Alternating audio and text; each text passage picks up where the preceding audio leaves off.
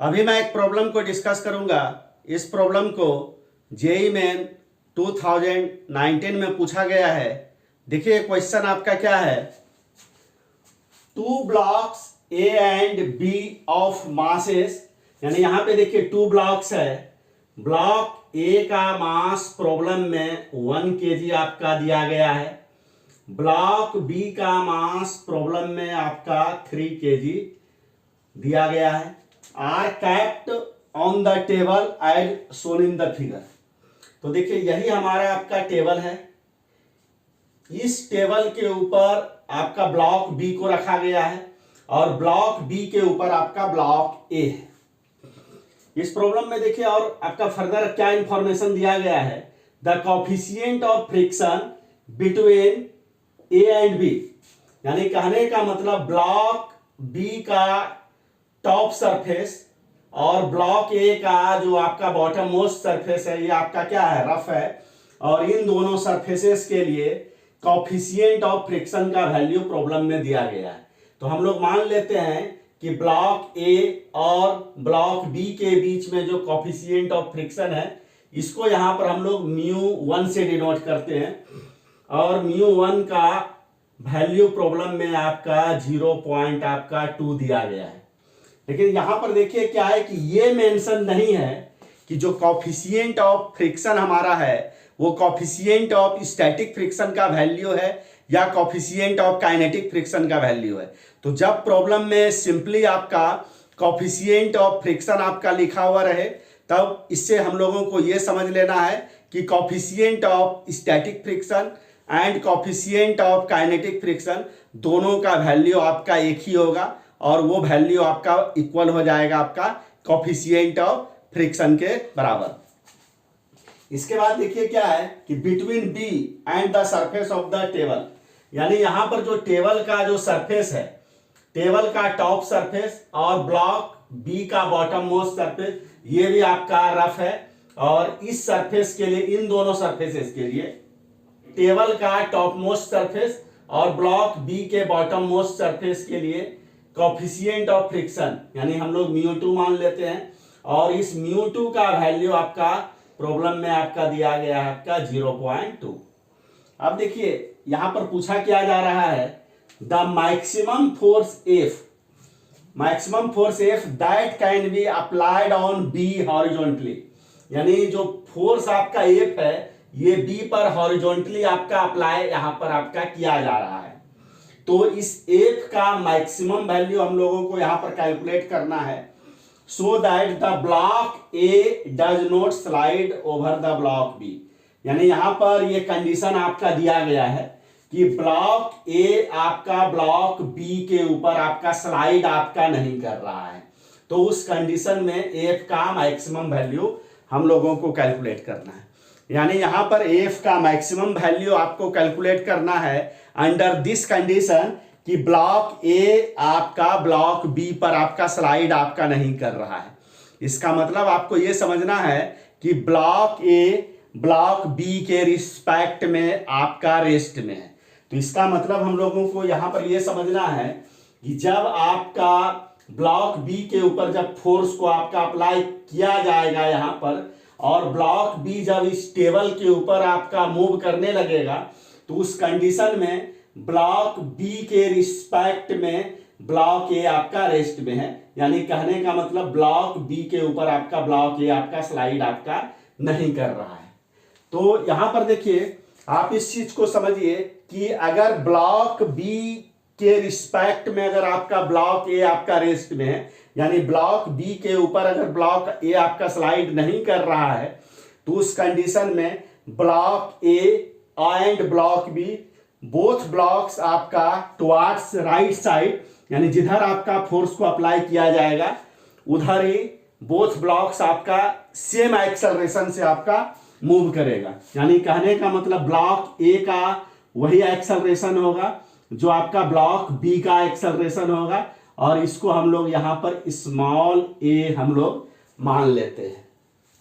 तो अब देखिए इस प्रॉब्लम को सॉल्व करने के लिए सबसे पहले हम लोग फ्री बॉडी डायग्राम को ड्रॉ करते हैं। यहां पर हम लोग फ्री बॉडी डायग्राम को ड्रॉ करेंगे ब्लॉक ए के लिए एंड ब्लॉक बी के लिए। इस प्रॉब्लम को सॉल्व करने में ब्लॉक ए और ब्लॉक बी इन्हीं दोनों ब्लॉक के फ्री बॉडी डायग्राम को ड्रॉ करने से ये प्रॉब्लम आपका सॉल्व हो जाएगा।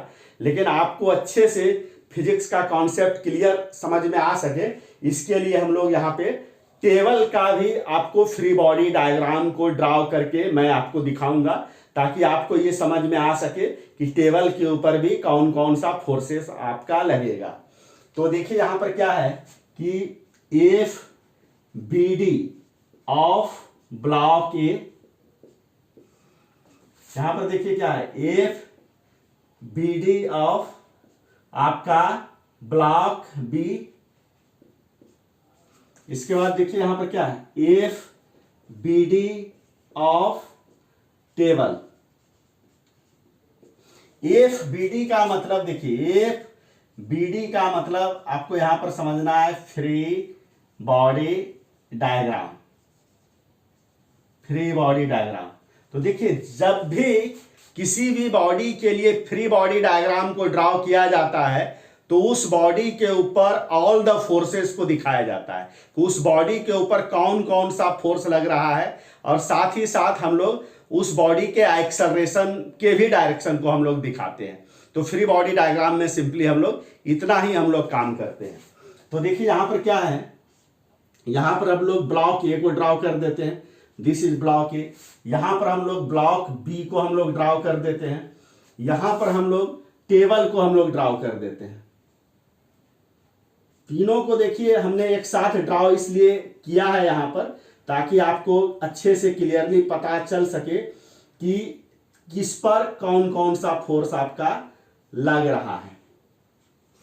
अब देखिए क्या है कि ब्लॉक ए ब्लॉक बी पर है, तो ब्लॉक बी के टॉप मोस्ट सरफेस के कारण ब्लॉक ए पर नॉर्मल फोर्स आपका किधर लगेगा, अपवर्ड डायरेक्शन में लगेगा, और इस नॉर्मल फोर्स को हम लोग यहां पर N1 कहते हैं। तो न्यूटन के थर्ड लॉ से अगर ब्लॉक बी के कारण ब्लॉक ए पर नॉर्मल फोर्स अगर अपवर्ड डायरेक्शन में लगता है तो ब्लॉक ए के कारण ब्लॉक बी पर नॉर्मल फोर्स आपका किधर लगेगा, आपका डाउनवर्ड डायरेक्शन में आपका लगेगा, और इन दोनों नॉर्मल फोर्स का वैल्यूज आपका क्या होगा, सेम होगा, डायरेक्शन अपोजिट होगा। मैं फिर से रिपीट कर देता हूं, बी के कारण ए पर जितना नॉर्मल फोर्स आपका वर्टिकली अपवर्ड डायरेक्शन में लगेगा, ए के कारण बी पर उतना ही नॉर्मल फोर्स आपका वर्टिकली आपका डाउनवर्ड डायरेक्शन में लगेगा।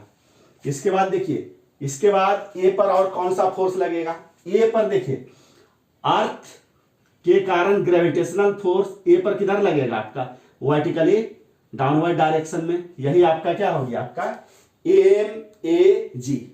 अब देखिए यहां पर क्या है कि ब्लॉक ए का एक्सेलरेशन, चूंकि देखिए ब्लॉक ए एंड बी यानी ब्लॉक बी के ऊपर फोर्स किधर अप्लाई किया जा रहा है, राइट साइड में, तो ब्लॉक बी आपका मूव आपका किधर करेगा, राइट साइड में। और चूंकि दोनों ब्लॉक आपका एक ही साथ आपका राइट साइड में आपका मूव कर रहा है, तो दोनों ब्लॉक का एक्सेलरेशन आपका राइट साइड में हमने क्या माना था आपका ये, यानी कहने का मतलब ब्लॉक ए का भी एक्सेलरेशन आपका क्या होगा, राइट साइड में आपका क्या हो जाएगा, आपका ए हो जाएगा। अब अगर आप ध्यान से अगर ऑब्जर्व करिए तो N1 आपका वर्टिकली अपवर्ड डायरेक्शन में है, तो N1 का कोई भी कंपोनेंट आपका एक्सेलरेशन के डायरेक्शन में नहीं होगा। और यहां पर देखिए जो ग्रेविटेशनल फोर्स आपका वर्टिकली डाउनवर्ड डायरेक्शन में है, इसका भी कोई भी कंपोनेंट आपका हॉरिजॉन्टल डायरेक्शन में राइट की तरफ आपका नहीं होगा। तो इसका मतलब हम लोगों को यहां पर यह समझना है कि N1 और MAG के कारण ये बॉडी आपका कभी भी एक्सेलरेट आपका नहीं हो सकता है आपका राइट के डायरेक्शन में। तो चूंकि यहां पर बॉडी ए का एक्सेलरेशन आपका राइट की तरफ है, इसका मतलब ये हुआ कि बॉडी ए के ऊपर कोई ना कोई फोर्स आपका टुवार्ड्स आपका राइट साइड आपका लगना चाहिए। तो वो राइट साइड में कौन सा फोर्स होगा, वो आपका होगा आपका फ्रिक्शनल फोर्स। यानी ब्लॉक बी के टॉप मोस्ट सरफेस के कारण, यानी ब्लॉक बी के टॉप मोस्ट सरफेस के कारण ब्लॉक ए के बॉटम मोस्ट सरफेस पर जो फ्रिक्शनल फोर्स लगेगा, वह उसी फ्रिक्शनल फोर्स के कारण ब्लॉक ए आपका एक्सेलरेट होगा किधर, राइट साइड में। तो हम लोग यहां पर ये मान लेते हैं कि ब्लॉक बी के कारण ब्लॉक ए के ऊपर राइट साइड में जो फ्रिक्शनल फोर्स आपका लग रहा है आपका, वो आपका F1 है। चूंकि इस प्रॉब्लम में देखिए यहां पर ये मेंशन किया गया है कि ब्लॉक ए आपका ब्लॉक बी पर आपका स्लाइड आपका नहीं कर रहा है। इसका मतलब ब्लॉक बी के रिस्पेक्ट में ब्लॉक ए आपका रेस्ट में है। इसका मतलब है कि यहां पर जो F1 होगा ये आपका कैसा फ्रिक्शनल फोर्स आपका होगा, स्टैटिक फ्रिक्शनल फोर्स होगा। हाँ, इस चीज को आप ध्यान रखिएगा। अगर ब्लॉक बी के रिस्पेक्ट में अगर ब्लॉक ए अगर आपका स्लाइड कर रहा होता तो उस कंडीशन में तब आपका कैसा फ्रिक्शनल फोर्स लगता, आपका काइनेटिक फ्रिक्शनल फोर्स लगता। क्योंकि यहां पर ब्लॉक बी के ऊपर ब्लॉक ए आपका स्लाइड नहीं कर रहा है, यानी कहने का मतलब ब्लॉक बी के रिस्पेक्ट में आपका ब्लॉक ए आपका रेस्ट में है, इसलिए ब्लॉक बी के कारण ब्लॉक ए के ऊपर जो फ्रिक्शनल फोर्स आपका लगेगा वो आपका स्टैटिक फ्रिक्शनल फोर्स आपका लगेगा। अब देखिए न्यूटन साहब के थर्ड लॉ से अगर ब्लॉक बी के कारण ब्लॉक ए के ऊपर अगर फ्रिक्शनल फोर्स अगर राइट की तरफ अगर लगता है तो ब्लॉक ए के कारण ब्लॉक बी पर जो आपका जो फ्रिक्शनल फोर्स आपका लगेगा वो आपका लेफ्ट की तरफ लगेगा। और ब्लॉक बी के कारण ब्लॉक ए के ऊपर फ्रिक्शनल फोर्स का जो वैल्यू आपका राइट की तरफ होगा, ब्लॉक ए के कारण ब्लॉक बी पर उतना ही फ्रिक्शनल फोर्स का वैल्यू आपका किधर होगा, आपका लेफ्ट की तरफ होगा। तो बी के ऊपर मैंने आपका फ्रिक्शनल फोर्स भी आपका दिखा दिया। अब देखिए तो बी के ऊपर, और अब यहां पर अगर ध्यान से देखा जाए तो ए के ऊपर देखिए तो ए के ऊपर अब आपका कोई भी फोर्स आपका नहीं लगेगा। क्योंकि देखिए ए के ऊपर कौन कौन सा फोर्स लग सकता था, बी के कारण normal force vertically upward direction में, वो मैंने दिखा दिया। अर्थ के कारण ए पर gravitational force vertically downward direction में, वो भी मैंने आपका दिखा दिया। बी के कारण ए के ऊपर जो फ्रिक्शनल फोर्स आपका लगेगा वो भी मैंने आपका दिखा दिया। तो अब इन तीनों फोर्सेस के अलावा ए के ऊपर आपका कोई भी फोर्स आपका नहीं लगेगा। और ए का यहां पर एक्सेलरेशन को भी मैंने दिखा दिया। तो ए के लिए हमारा फ्री बॉडी डायग्राम हमारा कंप्लीट हो गया। अब हम लोग यहां पे देखिए बी के लिए फ्री बॉडी डायग्राम को ड्रॉ करते हैं। तो देखिए तो बी के ऊपर कौन कौन सा फोर्स लगेगा, बी के ऊपर टू फोर्सेस को मैंने दिखाया है। कौन कौन सा फोर्सेस को मैंने दिखाया है, ए के कारण बी पर नॉर्मल फोर्स उसको दिखा दिया गया है, ए के कारण बी पर फ्रिक्शनल फोर्स उसको दिखा दिया गया है। अब देखिए बी का मास है, मास के कारण बी पर आपका ग्रेविटेशनल फोर्स आपका किधर लगेगा, आपका वर्टिकली आपका डाउनवर्ड डायरेक्शन में लगेगा, वर्टिकली आपका डाउनवर्ड डायरेक्शन में। और यहां पर F1 को हम लोग ऊपर में दिखाते हैं, ये को F1 को ऊपर में इसलिए दिखा दे रहे हैं कि A के कारण B पर जो फ्रिक्शनल फोर्स आपका लगेगा वो B के टॉप सरफेस पर लगेगा, ना कि B के बॉटम वाले सरफेस पर आपका लगेगा। अब देखिए तो ग्रेविटेशनल फोर्स भी मैंने दिखा दिया B पर। अब देखिए टेबल के कारण B के ऊपर नॉर्मल फोर्स आपका किधर लगेगा, टेबल के कारण B पर वर्टिकली अपवर्ड डायरेक्शन में। इस नॉर्मल फोर्स को हम यहाँ पे N2 से डिनोट करते हैं, आपका N2 से। अब देखिए क्या है कि यहां पर देखिए चूंकि ये टेबल का सरफेस और ब्लॉक बी का बॉटम मोस्ट सरफेस, यानी कहने का मतलब टेबल का टॉप मोस्ट सरफेस और ब्लॉक बी का बॉटम मोस्ट सरफेस आपका ये रफ है। तो यहां पर टेबल बी के बॉटम मोस्ट सरफेस के कारण, सॉरी टेबल के टॉप मोस्ट सरफेस के कारण ब्लॉक बी के ऊपर आपका फ्रिक्शनल फोर्स आपका लगेगा यहां पे। तो देखिए फ्रिक्शनल फोर्स आपका किधर लगेगा, ब्लॉक बी देखिए तो टेबल के ऊपर स्लाइड आपका किधर कर रहा है, आपका राइट की तरफ स्लाइड कर रहा है। तो यहां पर ब्लॉक बी के ऊपर टेबल के कारण जो फ्रिक्शनल फोर्स आपका लगेगा वो आपका लेफ्ट की तरफ लगेगा। और इस फ्रिक्शनल फोर्स को हम लोग यहां पर F2 से डिनोट करते हैं। क्योंकि ब्लॉक बी आपका टेबल के ऊपर आपका क्या आपका स्लाइड कर रहा है, इसलिए यहां पर ये जो हमारा F2 होगा, ये F2 हमारा कैसा फ्रिक्शनल फोर्स हो जाएगा, आपका काइनेटिक फ्रिक्शनल फोर्स हो जाएगा आपका। और देखिए और यहां पर देखिए तो B भी आपका एक्सेलरेट किधर हो रहा है, आपका राइट की तरफ हो रहा है। और बी और ए दोनों का एक्सेलरेशन आपका क्या है, आपका एक ही है। तो चूंकि ए का एक्सेलरेशन हमने यहां पर क्या लिया है, स्मॉल ए, तो बी का भी एक्सेलरेशन यहां पर आपका कितना होगा, स्मॉल ए होगा, राइट की तरफ। तो अगर आप ध्यान से अगर आप ऑब्जर्व करिए तो बी के ऊपर जितना भी आपका फोर्स लग सकता था सारा का सारा फोर्स को हमने यहाँ पे दिखा दिया है। मैं एक बार फिर से देखिए, मैं यहाँ पे रिपीट कर देता हूं। देखिए बी के ऊपर जो टेबल का जो आपका टॉप मोस्ट सरफेस है उसके कारण नॉर्मल फोर्स यहाँ पर N2 आपका लिया गया है। ए के कारण बी पर नॉर्मल फोर्स डाउनवर्ड डायरेक्शन में N1 लिया गया है। उसके बाद देखिए बी के ऊपर जो अर्थ के कारण gravitational force MBG vertically downward direction में, इसको यहाँ पे दिखाया गया है। ए के बॉटम मोस्ट सरफेस के कारण बी के टॉप मोस्ट सरफेस पर स्टैटिक फ्रिक्शनल फोर्स को यहाँ पर F1 से आपका दिखाया गया है। टेबल का टॉप मोस्ट सरफेस के कारण बी के बॉटम मोस्ट सरफेस पर लेफ्ट की तरफ काइनेटिक फ्रिक्शनल फोर्स को यहाँ पर F2 से आपका दिखाया गया है। और साथ ही साथ यहाँ पर बी का एक्सेलरेशन भी मैंने राइट की तरफ आपका दिखाया है। तो इस प्रकार से बी का भी फ्री बॉडी डायग्राम आपका कंप्लीट हो गया। तो देखिए इस पर्टिकुलर प्रॉब्लम को सॉल्व करने में तो सिर्फ ए और बी के ही फ्री बॉडी डायग्राम से आपका ये प्रॉब्लम आपका सॉल्व हो जाएगा, लेकिन आपको better understanding of the concepts of physics के लिए हम आपका यहाँ पर आपका टेबल का भी आपको फ्री बॉडी डायग्राम को ड्रॉ करके दिखाते हैं कि टेबल के ऊपर कौन कौन सा फोर्स लगेगा। तो चूंकि देखिए क्या है कि यहाँ पे टेबल का टॉप मोस्ट सरफेस और ब्लॉक बी का बॉटम मोस्ट सरफेस आपका रफ है। तो देखिए तो टेबल के टॉप मोस्ट सरफेस के कारण ब्लॉक बी के बॉटम मोस्ट सरफेस पर काइनेटिक फ्रिक्शन आपका किधर लग रहा है, आपका लेफ्ट की तरफ लग रहा है। तो ब्लॉक बी के बॉटम मोस्ट सरफेस के कारण टेबल के टॉप मोस्ट सरफेस पर जो काइनेटिक फ्रिक्शनल फोर्स जो लगेगा न्यूटन के थर्ड लॉ से, ये आपका किधर लगेगा, राइट की तरफ आपका लगेगा। और न्यूटन के थर्ड लॉ से टेबल के टॉप मोस्ट सरफेस के कारण ब्लॉक बी के बॉटम मोस्ट सरफेस पर काइनेटिक फ्रिक्शनल फोर्स का उतना ही वैल्यू होगा जितना कि ब्लॉक बी के बॉटम मोस्ट सरफेस के कारण टेबल के टॉप मोस्ट सरफेस पर आपका काइनेटिक फ्रिक्शनल फोर्स का वैल्यू होगा। अब देखिए तो टेबल के ऊपर और कौन सा फोर्स लगेगा, टेबल के कारण ब्लॉक बी के ऊपर नॉर्मल फोर्स N2 किधर लग रहा है आपका, वर्टिकली अपवर्ड डायरेक्शन में। तो ब्लॉक बी के कारण टेबल पर जो नॉर्मल फोर्स आपका लगेगा वो आपका वर्टिकली डाउनवर्ड डायरेक्शन में लगेगा और ये वैल्यू आपका क्या होगा, N2 होगा।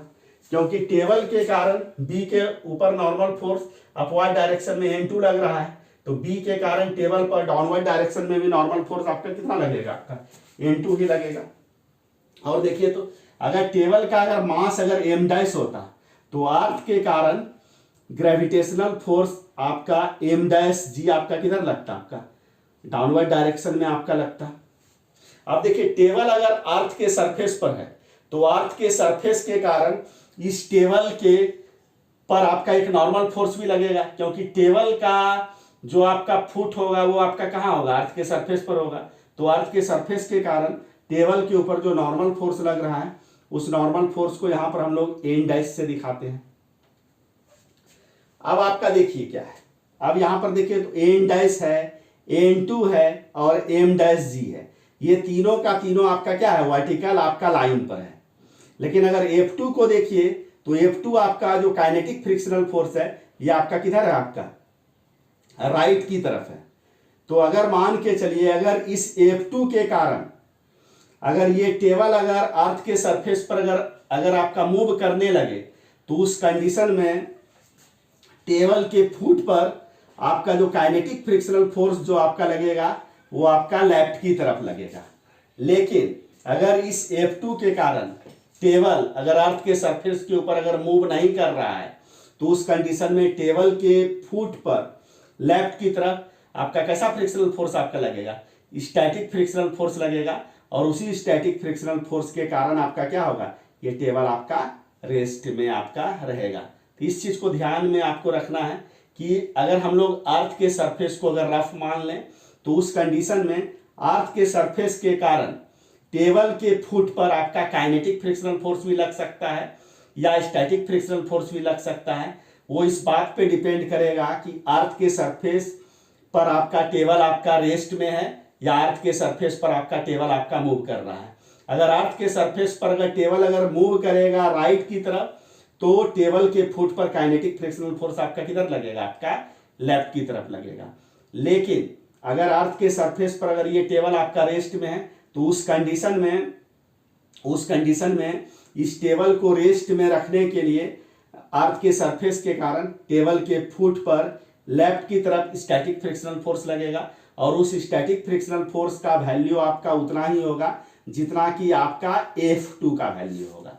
तो इस प्रकार से मैंने free body diagram of table को भी मैंने अच्छे से यहाँ पर एक्सप्लेन कर दिया, यानी टेबल के ऊपर कौन कौन सा फोर्स आपका लग सकता है, सारा फोर्सेस को मैंने यहाँ पर अच्छे से एक्सप्लेन कर दिया।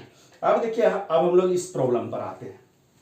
तो इस प्रॉब्लम में देखिए क्या है कि अगर ब्लॉक ए को अगर ध्यान से अगर ऑब्जर्व किया जाए, तो ब्लॉक ए का यहाँ पर वर्टिकल डायरेक्शन में आपका कोई भी मूवमेंट आपका नहीं हो रहा है। इसका मतलब ब्लॉक ए आपका वर्टिकल डायरेक्शन में आपका क्या, आपका रेस्ट में है। तो न्यूटन साहब के फर्स्ट लॉ से ब्लॉक ए के ऊपर वर्टिकल डायरेक्शन में नेट फोर्स आपका कितना होना चाहिए, 0 होना चाहिए। तो ब्लॉक ए के ऊपर वर्टिकल डायरेक्शन में नेट फोर्स 0 होने का मतलब क्या हो गया कि ब्लॉक ए के ऊपर वर्टिकली अपवर्ड डायरेक्शन में जितना फोर्स आपका लगेगा, वर्टिकली डाउनवर्ड डायरेक्शन में भी आपका उतना ही फोर्स आपका लगेगा। दिस इज इक्वेशन आपका क्या हो गया 1। अब देखिए दूसरा इक्वेशन, ब्लॉक ए एक्सेलरेट राइट की तरफ होगा, किसके कारण, F1 के कारण। तो यहां पर देखिए, अगर ब्लॉक ए के ऊपर नेट फोर्स आपका राइट की तरफ आपका क्या है, F1 है, तो न्यूटन के सेकेंड लॉ से नेट फोर्स इक्वल टू क्या लिखते हैं, मास टाइम्स एक्सेलरेशन। तो मास किसका लेना है, ब्लॉक ए का, एक्सेलरेशन कितना लेना है, ब्लॉक ए का। तो दिस इज इक्वेशन नंबर आपका क्या हो गया, आपका 2। अब देखिए, आप FBD और ब्लॉक बी पर आइए। तो यहां पर देखिए, ब्लॉक बी का भी वर्टिकल डायरेक्शन में कोई भी मूवमेंट आपका नहीं हो रहा है। तो ब्लॉक बी के ऊपर भी न्यूटन के फर्स्ट लॉ से नेट फोर्स आपका क्या होना चाहिए, आपका 0 होना चाहिए। तो ब्लॉक बी के ऊपर देखिए, तो वर्टिकली अपवर्ड डायरेक्शन में कौन सा फोर्स लग रहा है, आपका N2 लग रहा है। तो ये बराबर हो जाएगा total force in vertically downward direction. तो टोटल फोर्स देखिए वर्टिकली डाउनवर्ड डायरेक्शन में आपका क्या है, N1 plus MBG। This is equation number आपका क्या हो गया, आपका 3। अब देखिए, तो ब्लॉक बी के ऊपर देखिए, ब्लॉक बी के ऊपर एक और फोर्स को यहां पर देखिए अप्लाई किया गया था। कौन सा फोर्स था, वो आपका F। उस फोर्स को मैंने यहां पे छोड़ दिया था। अब देखिए, यहां पर ब्लॉक बी के ऊपर राइट की तरफ कितना फोर्स को आपका अप्लाई किया गया था, F फोर्स को अप्लाई किया गया था। तो अब यहां पर देखिए, तो ब्लॉक बी के ऊपर नेट फोर्स आपका राइट की तरफ, मतलब जिधर एक्सेलरेशन है उधर नेट फोर्स आपका कितना होगा। तो देखिए, जिधर एक्सेलरेशन है उधर वाले फोर्स को हम लोग प्लस ले लेते हैं, और एक्सेलरेशन के अपोजिट डायरेक्शन वाले फोर्स को हम लोग क्या ले लेते हैं, माइनस। तो और सभी को हम लोग क्या करते हैं, ऐड कर देते हैं। यानी एक्सेलरेशन के डायरेक्शन में जो फोर्स है उसको प्लस ले लीजिए, और एक्सेलरेशन के अपोजिट डायरेक्शन में जो फोर्स है उसको माइनस लेके सभी को क्या करिए, ऐड कर दीजिए। तो यही आपका क्या हो गया, net force on block B. तो न्यूटन के सेकेंड लॉ से net force on block B आपका क्या हो जाएगा, आपका मास टाइम्स एक्सेलरेशन। तो यहां पर देखिए, तो यहां पर मास आपका ब्लॉक बी का आपका कितना है, आपका MB है, और एक्सेलरेशन आपका क्या है, A है। दिस इज इक्वेशन नंबर आपका क्या हो गया, आपका 4 हो गया आपका। अब देखिए, और 2 एडिशनल इक्वेशंस को हम लोग और यहां पर हम लोग लिखेंगे। एक एडिशनल इक्वेशन तो देखिए F1 के लिए आएगा। F1 हमारा देखिए क्या, आपका स्टैटिक फ्रिक्शनल फोर्स है। तो स्टैटिक फ्रिक्शनल फोर्स के बारे में हम लोग जानते हैं, स्टैटिक फ्रिक्शनल फोर्स का value less than equal to आपका क्या होता है, coefficient of static friction multiplied by normal force.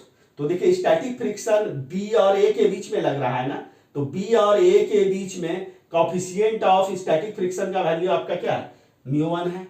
और बी और ए के बीच में देखिए नॉर्मल फोर्स आपका क्या है, बी और ए के बीच में आपका अगर नॉर्मल फोर्स अगर देखिएगा तो ये आपका क्या है, N1 है। यानी कहने का मतलब F1 आपका लेस देन इक्वल टू आपका क्या होगा μ1 n1। इसको देखिए, इसको थोड़ा हम लोग यहाँ पे हम सॉल्व कर लेते हैं। तो f1 के जगह पर देखिए क्या रखा जाएगा, f1 के जगह पर रखा जाएगा फ्रॉम 2 से M A small A less than equal to μ1। n1 के जगह पर क्या रखा जाएगा, फ्रॉम इक्वेशन 1 से एम ए इंटू जी रखा जाएगा। तो देखिए, तो एम ए को कैंसिल आउट कर दीजिए दोनों साइड से, तो क्या हो जाएगा ए लेस देन और इक्वल टू क्या हो जाएगा μ1 इंटू जी हो जाएगा। अगर a less than equal to आपका क्या है μ1 जी, तो यहां से आपको ये समझना है कि a का जो मैक्सिमम वैल्यू होगा वो आपका μ1 आपका क्या हो जाएगा जी होगा।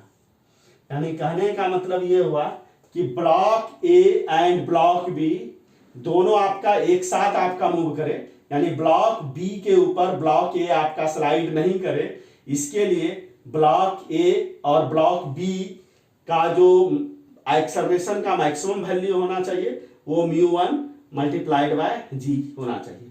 ऐसे आप याद रखिए कि अगर x अगर लेस देन इक्वल टू 3 है, इसका मतलब आपका क्या होगा, x का वैल्यू आपका कभी भी 3 से लार्ज नहीं हो सकता है।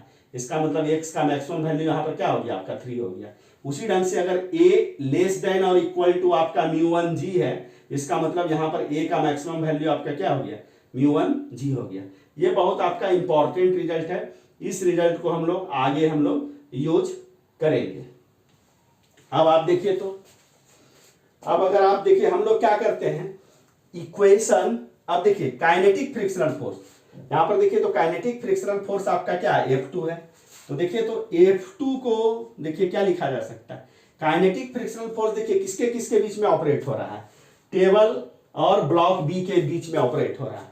तो टेबल और ब्लॉक बी के बीच में कॉफिशिएंट ऑफ फ्रिक्शन, मतलब यहां पर हमको क्या लेना है कॉफिशिएंट ऑफ काइनेटिक फ्रिक्शन, ये हमारा आपका क्या है आपका μ2 है।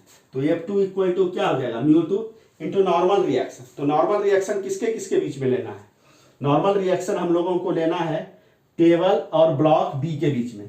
तो टेबल और ब्लॉक बी के बीच में आपका नॉर्मल फोर्स आपका क्या है यहाँ पर आपका N2 है। तो μ2 N2 ले लीजिए, और यहाँ देखिए तो N2 को हम लोग देखिए लिख सकते हैं, N2 को हम लोग लिख सकते हैं यहाँ पे from equation 3 N1 plus MBG लिखा जा सकता है, और N1 के जगह पर इक्वेशन 1 से हम लोग MAG लिख सकते हैं। तो इसको लिखा जा सकता है μ2 MAG प्लस आपका क्या हो जाएगा MBG हो जाएगा। तो यहाँ से G को कॉमन लिया जा सकता है, μ2 MA प्लस MB इंटू आपका क्या हो गया G। तो ये आपका काइनेटिक फ्रिक्शनल फोर्स का ये आपका वैल्यू हो गया, इसका भी यूज हम आगे आपका होगा। अब देखिए हम लोग क्या करते हैं यहाँ पर, अब हम लोग इक्वेशन 2 एंड इक्वेशन 4, इक्वेशन 2 और इक्वेशन 4 को ऐड कर देते हैं। देखिए इक्वेशन 2 यहाँ 4 ऑलरेडी दिया हुआ है, इक्वेशन 2 देखिए इसके नीचे लिख देते हैं। तो F1 इक्वल टू आपका क्या है MA इंटू ए है, इस दोनों इक्वेशन को ऐड कर दीजिए। तो ये और ये आपका क्या हो गया कैंसिल आउट हो गया। तो F minus F2 is equal to आपका क्या हो गया, यहाँ पर देखिए तो MA प्लस MB इंटू आपका क्या हो गया स्मॉल a हो गया। अब देखिए माइनस F2 को यानी F2 को हम लोग राइट हैंड साइड में ट्रांसफर कर देते हैं। तो F इक्वल टू क्या हो जाएगा F2 plus MA plus MB into आपका क्या हो जाएगा स्मॉल a हो जाएगा। और देखिए F2 के जगह पर इस वैल्यू को रख देते हैं। तो F2 के जगह पर जैसे इस वैल्यू को रखिएगा तो देखिए तो क्या आ जाएगा आपका μ2 MA प्लस MB इंटू आपका G plus MA plus MB into आपका क्या हो जाएगा आपका A हो जाएगा। अब यहां पर देखिए MA प्लस MB यहां भी है यहां भी है, तो इसको लिखा जा सकता है। देखिए तो MA प्लस MB, इसके बाद देखिए क्या हो जाएगा μ2G प्लस आपका क्या हो जाएगा A, और यही आपका क्या किसका वैल्यू हो गया, यही देखिए F का वैल्यू हो गया। यही आपका देखिए क्या इंपॉर्टेंट आपका रिजल्ट है। अब देखिए यहां से ये लिखा जा सकता है, देख रहे हैं MA प्लस MB और आपका क्या है μ2G प्लस A है। तो कहने का मतलब जिस समय इस A का वैल्यू आपका मैक्सिमम होगा उसी समय एफ का वैल्यू क्या होगा, आपका मैक्सिमम होगा। तो यहां से देखिए तो एफ का मैक्सिमम वैल्यू को लिखा जा सकता है यहां से M A plus M B multiplied by आपका क्या हो जाएगा म्यू टू जी प्लस आपका क्या हो जाएगा ए का यहां पर कैसा वैल्यू लेना होगा, ए की जगह पर ए मैक्स रख दीजिए। तो ए का मैक्सिमम वैल्यू आप लीजिएगा, तो ए का मैक्सिमम वैल्यू आपका क्या है, आपका म्यू वन जी है। तो देखिए यहां इसमें फर्स्ट टर्म और सेकेंड टर्म यहां जी आपका कॉमन है, तो इसको लिखा जा सकता है M A plus M B multiplied by आपका क्या हो जाएगा mu two plus mu one into G. तो this is the maximum force. यही आपका क्या हो गया मैक्सिमम फोर्स को कैलकुलेट करने का यहां पर आपका यानी तो आपका एक तरह से फार्मूला हो गया। तो एफ का मैक्सिमम वैल्यू निकालने के लिए अब हम लोग m a m b mu one mu two और स्मॉल जी का वैल्यू कितना लेना है 10 लेना है। इसको देखिए इसमें हम लोग रख देते हैं, इसमें जैसे रखिएगा ना तो देखिए तो यहाँ एफ का मैक्सिमम वैल्यू तो देखिए तो इसमें m A plus M b, m a कितना है 1 kg और एम बी कितना है आपका 3 kg। तो एम ए प्लस एम बी यानी 1 kg प्लस 3 kg आपका कितना हो जाएगा, आपका 4 kg हो जाएगा।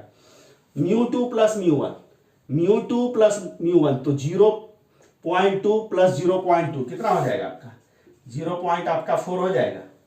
और जी है तो स्मॉल जी का वैल्यू प्रॉब्लम में क्या है आपका 10 है। इसको अगर आप मल्टीप्लाई कर दीजिएगा ना 4 मल्टीप्लाइड बाय 0.4 मल्टीप्लाइड बाय 10 तो ये आपका क्या हो गया 16 आपका न्यूटन हो गया। यानी कहने का मतलब यहां पर जो एफ का मैक्सिमम वैल्यू होगा वो आपका कितना होगा आपका 16 न्यूटन।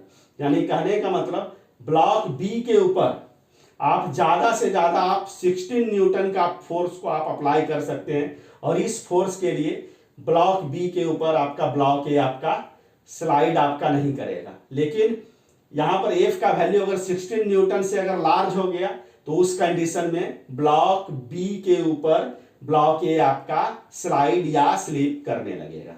तो यहां पे करेक्ट आंसर आपका क्या हो जाएगा, आपका ए हो जाएगा। तो इस प्रकार से इस क्वेश्चन को मैंने सॉल्व कर दिया। अगर इस क्वेश्चन के सॉल्यूशन को समझने में आपको कहीं भी किसी भी ढंग का अगर डाउट आए तो कमेंट आप जरूर कीजिएगा।